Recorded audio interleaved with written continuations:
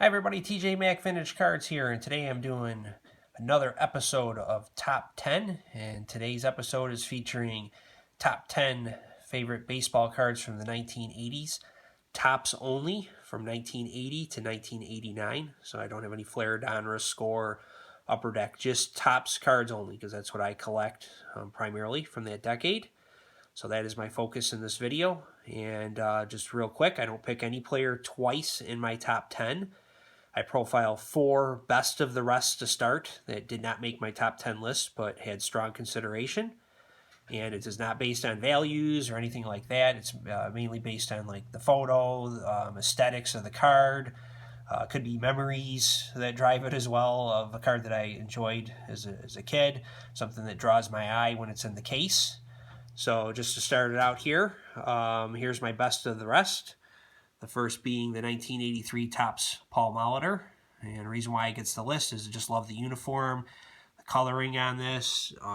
Love that Brewers logo from the 1980s, scuffed up helmet there. Just a really cool card of a great player in Paul Molitor. So he did not make my list though in the top 10, but he is the first of the best of the rest. Next is Michael Jack Schmidt. This card is a big-time memories card for me. I collected this set in 1980, and I always liked this card. I like the All-Star there, the black and the yellow. Just a nice picture, you know, with the jacket on. Looks like he's taking some BP. So this card did not make my top 10, but a tough omission because I really like the Schmidt card. Next is another card that's just aesthetically a beautiful card, certainly of a great player. You know, controversy or not, this guy was a generational talent. So what's cool about this card is the great Pirates on the top. You got the old style Pirates hat that I like, 80s style jersey there that I grew up watching a lot of players wearing those kinds of jerseys. Just a beautiful example of a 1986 Barry Bonds here, and not in the top 10 though. And then this one was my toughest omission. It was really hard not to put this one in the top 10, but I already have another Henderson card there. But this card would be in my top 5 probably, if not for my other Henderson card that I included. This is just a great card. Love the green fluorescent there with the pink fluorescent, the name, Ricky Henderson, the A's. Just a nice card of him leading off, and that's just what he was known for. He was just a great base stealer. And this card is certainly, one of my favorites overall, not just even in the top 10 of the 80s, but does not make my list due to my rules. So here is the first card in the top 10, 1980 Topps Nolan Ryan. Just captures the essence of what Nolan Ryan was here. Just, winding back, intimidating face right here, getting ready to fire a 99-mile-per-hour fastball right at you. It's got the cool American League All-Star on it. Just a great card of Ryan. So there's my number 10. And then going down to number 9.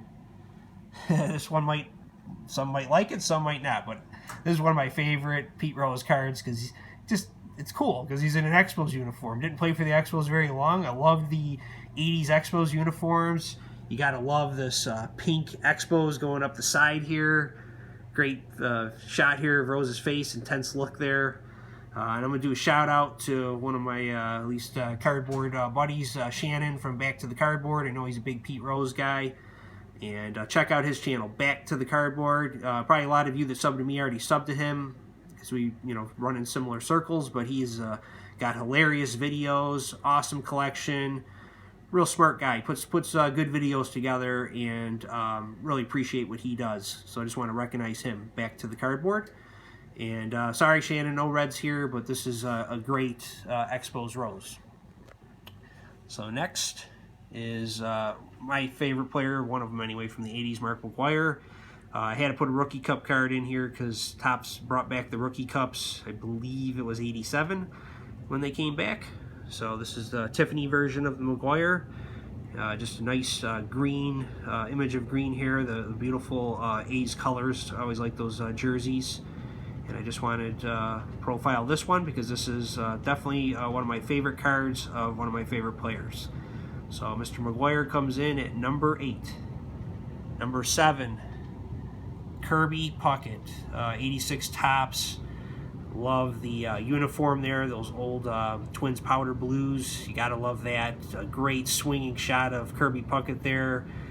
Blurred out fans in the background. Just a beautiful card of Puckett, and definitely one that draws my eye when I have this case displayed in my card room. So going over to the next one is at number 6. 1982 Topps Ozzy Smith. Again, love the uniform here. Classic 80s. This is his first Cardinals Topps card. I think it's probably his first Cardinals card, actually, unless he had a regional issue or something. But just a beautiful image of him here. And I always liked Ozzy Smith as a person. This captures who Ozzy is. And I just think it presents very nicely. And, you know, some portrait cards I really like a lot. And this is definitely one of them. So now moving on to number 5. 1988 Topps. This is the Tiffany version of Cal Ripken. And I like this card because it's got the classic Orioles helmet there with the black and the white and the orange.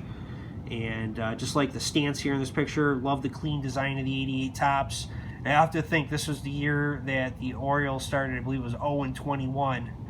Poor Cal Ripken, you know, he had to really put his consecutive game streak to the test, because it must be hard to play someday when you just keep losing and losing and losing. So really just a remarkable record, obviously, that Ripken had. And I just, again, love the imagery of this card. Now, coming in at number 4, we're down to the final 4. Non-Hall of Famer here, but awesome player in Bo Jackson. 87 Topps Future Stars. This is a Topps Tiffany card. What I like is they actually had the logos on the cards. I don't believe any of the Topps cards in the 80s had the logo. And I love that it has the logo on this card. I love the wood grain border. Future Stars just gives a little shine to the card. And great image of Bo. He was a outstanding outfielder, and just a great card. Love the blue Kansas City Royals jersey. And this is definitely one that was easy to put into my final 4 because it's just a great image of him. Now we're down to the final 3. First being Gary Carter, 1980 Topps.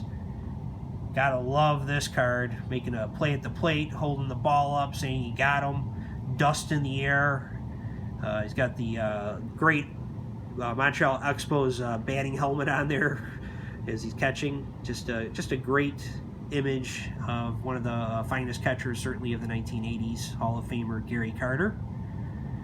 And now we're getting down to the last 2. 1987 Topps Don Mattingly. This was a tough one too, because I really like his 1986 Topps a lot. But this one is what I think of when I think of Don Mattingly cards. 87 Topps is one of the years I really bought a lot of product, probably like most of us did. And this is, you know, quintessential Mattingly at the plate, the pinstripes. Just a great image of this guy. And he was certainly, to me, the best player for a few years during that time before he fell off due to the back issues. This is a Topps Tiffany of that card, and definitely my top 2 here. And number 1 on the list, again, hard to omit the 82 Topps Ricky Henderson, and I debated this one, but when I look at it, this card is just my favorite of the decade. I love the yellow jersey here, just love how the A's banner and the outfield just match. I could not keep this card off my list. Again, not even considering value, just aesthetically, this card is just a gorgeous card. So I just wanted to top it off here with which I think is the best card of the decade in the Ricky Henderson. I have to admit that this one was tougher to narrow down than the 1970s was, because the photography of Topps just got so much better during the 1980s versus the 70s. And also I have that personal connection to a lot of these cards, which I didn't collect really in the 70s until like 79 a little bit. But I have more of a connection to these cards from the 80s. So I had a really tough time. I'm sure this list will get some that agree, disagree, and that's the fun of it. So I take no offense. But hopefully you can at least see the basis for my selections, because we all have our own connection to the various cards. So I want to thank everybody for joining me for this episode of Top 10. And hope you enjoyed, and talk to you soon.